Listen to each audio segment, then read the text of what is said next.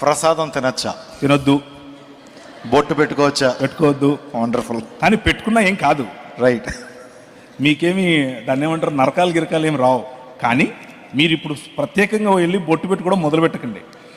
Already బొట్టు పెట్టుకునే వాళ్ళు ఉంటే వాళ్ళని చూసి నువ్వు నరకం పోతారని చెప్పకండి.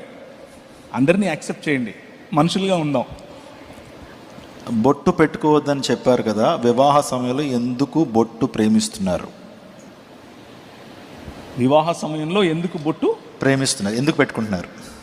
ఓకే, బొట్టు వెనుకలు ఉన్న సిద్ధాంతం, హైందవ సిద్ధాంతంలో బొట్టు వెనుక చాలా కథ ఉంది.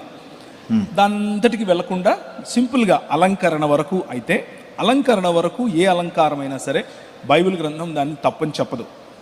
స్త్రీలు అలంకరించుకోవటంలో తప్పేమీ లేదు.